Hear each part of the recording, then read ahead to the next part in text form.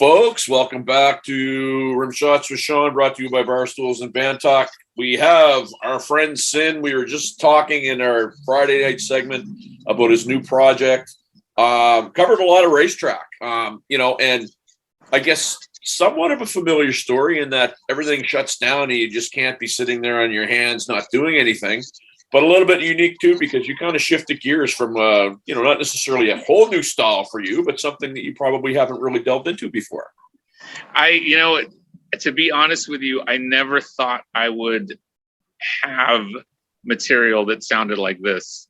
I wasn't always a huge fan of this type of vocal, but something changed in the past 3 to 5 years where I got to say I really opened myself up to it, because early on I never really gave it a chance. That's the God honest truth. Yep. I would start to hear the music, which was cool, and then I would hear the vocals and I'd be like, you know what, it's really not for me, and I would kind of like skip it and shut it off. But it wasn't until I really gave it a chance that I was like, okay, I kind of see the musicality here. And I did. Another big thing was playing with behemoths several times over in Europe at a bunch of festivals. The sheer power and just heaviness of those guys just completely floored me, man. My jaw was on the floor the first time I actually watched them and really paid attention to everything. And I wanted to sort of touch on that, and I wanted to sort of see if I could tap into something like that. The tuning with Siglos is much lower, much heavier than even with Ministry. So all those things are new to me, and I think that's what sort of it breathes some new life into me writing. Well, and we talked about in the last segment about, that style of vocalist getting a bad rap. That style of musician gets a bad rap. I mean, I'm a drummer, and that ain't my wheelhouse at all, man. And those folks can flat out play. They can go a million miles an hour for long periods of time, and like it's nothing. And there's an art to that. There definitely is, man, and I'm pretty open to stuff. To me, if I see a band playing, even if it's not my style, or if the style isn't something I'm into, I mean, I tend to give it a fair shot, and always sort of see the oh wow, that's something that's pretty difficult if you really try to do it. And try to be open to stuff like that, But I agree with you. Those guys are, monster musicians, man. No question. And it's funny because I went back, what was it? I was listening to Ozzy's Boneyard, and they had, old Anthrax on there. And I'm sitting there going, like, that was before Pro Tools. And those guys had to, like, have their crap together. Yeah.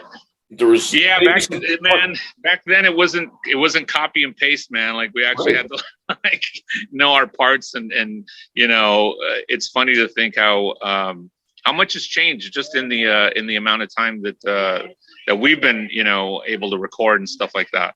For sure. So in terms of you this is a new genre-ish for you, and you obviously the Ministry thing, and you've got a resume that's quite long. Who would you say, I guess, some of your key influences would be, I guess, before and now? Bugs Bunny. Hey, listen. Oh, look at this. Major influence.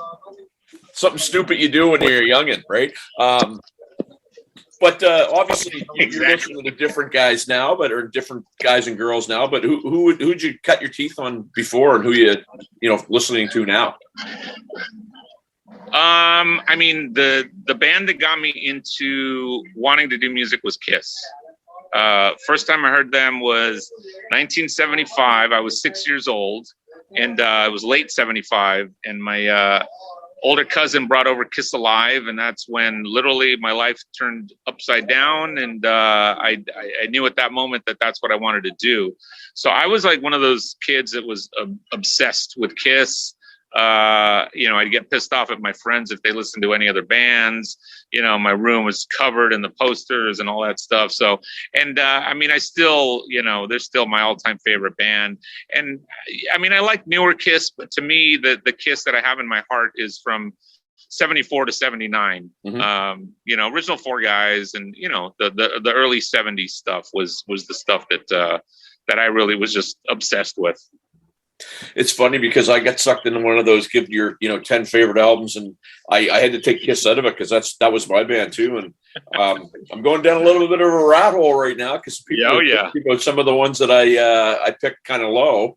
I'd love to hear your opinion on this, just kind of sideways. The Elder. You know, when it first came out, I was a little shocked. It wasn't what I expected. I think listening to it as years, passed and the older I got and everything like that, I think personally it's a good album. Yep. I don't think it was what I was expecting or hoping for that next Kiss album to be back then. But if you take it out of that equation, if you just put it on its own and just listen to the record, yeah, I mean, I could listen to that album. I think it's good, but it was just a weird time for them. And I mean, I think they feel the same way about it. Yeah. And it's funny though, you'll still hear some of those tunes and I think they're cool. I mean, that was, I kind of get into Kiss not late, but I mean, the first Kiss album that I actually bought was Unmasked, if you can believe that. Oh, wow. Really? Yep. And Unmasked does Kiss Alive too, which was kind of a weird kind of transition. But dude, I mean, I got to be honest. I like Unmasked. Love it. There's a great songs on there, man. Yeah. Great tunes on there. Well, and I got into another debate. Geez, we're going right off. But hey, you're a Kiss fan, so I'm going to go here just for one more second. I get into a debate with a friend of mine up here. Love Gun was probably one of my all-time favorite albums. He said, no, Rock and Roll Over. And he actually explained to me how it was recorded, the process. And I was like, you know what? Yeah. The songs might be a little bit more fromage, but Rock and Roll Over is probably my album. Yeah. No, it's a tough one, man, because there's both those albums, man. I mean, they've got something, but if I had to pick between the two, I might go Rock and Roll Over. Yeah. I think I would. Yeah. I was diehard Love Gun, but I mean, Love Gun's my favorite tune. But anyway, I digress. So you have the first tune that's out. You're going to be putting another one out, I guess, in a relatively short period of time. These are all steps for you to kind of, get your ducks in a row to figure out, hey, let's get out there, let's get an agent, let's get management, whatever we need. Exactly. Yeah. So basically, I just want, because we're a unknown, band at this point. So we wanted to get the first single out there, get the first video out there, just to kind of say, hey, here we are. Now with the second one, we're going to step things up a little bit. It's a brutally heavy track, but in a different way. The first one, obviously starts out very slow and grindy and doomy musically. The second one is not going to start like that. It's more of a man. I don't want to give too much away, but it's more of an upbeat track, let's say. So it's going to sound different, but it's definitely going to sound like us. And we'll have a second video going as well. But yeah, that's the plan, is to just kind of get a couple of singles out there under our belt. In the future, we'd like to do an EP and then do a full length. But yeah, getting an agent. Right now, the band's being managed by Sean Baruch. So right now, we're just talking to some agents in Europe and a few in the States actually as well. So, we'll see what happens as far as live shows go, either happening this year, if not, definitely 2023 for sure. And so, you mentioned you're an unknown, and meaning that the band. So do you find, obviously, you being around 15 years in one band that was very significant to the music business, is your name carrying any weight? I will say, when I got the email, I was like, yeah, I want to get that dude on my show right away. But are you finding that's opening some doors? Or I don't know if my name is, but I'm definitely carrying more weight now these days. but yeah, it's funny. Sometimes I don't really think of it in that way or things like that. But yeah, I guess because of the time I've spent, clearly with Ministry and some of the other bands I've been in, Some people know who I am. Some people are familiar with my name. So it definitely opens some doors, and we definitely, it's not very difficult to, if we reach out to someone for people to get back to us, and showing interest and stuff. So yeah, I think it's definitely there and it's helped. Well, and I want to be respectful of your time, kind sir, here. So what I would like you to do, if you wouldn't mind, is tell my viewers how they can find you, where they're going to find your tunage, how they're going to find out more about the band. Siglos there's a Facebook page for the band. You can find us on our Bandcamp page. There's a YouTube channel, and the band, is pronounced Siglos. It's spelled Siglos. It's definitely heavy. If you're familiar with me, through ministry, just give us a chance. Go and take a listen. Please watch the video if you can. I mean, I think the video came out just beautiful. I was completely pleased with the way it turned out. It was exactly how I envisioned it. That was Elisa Marie over at EM Agency and Productions did an amazing job on the video. So if anything, I mean, just watch our video. It's done in black and white. It's a lot of slow motion stuff. It definitely sets a mood. But that's how you can get a hold of us on Facebook page, Bandcamp, YouTube, and the song Por los Siglos is available obviously on all the streaming platforms and all that stuff. Well, and I will say, when I get the email last week and I get the links and I listened, I was we'll call it nicely throat punched. I like that. Yeah, I'm very surprised. I like that. Can I use that? Can we use that quote? Please, yes.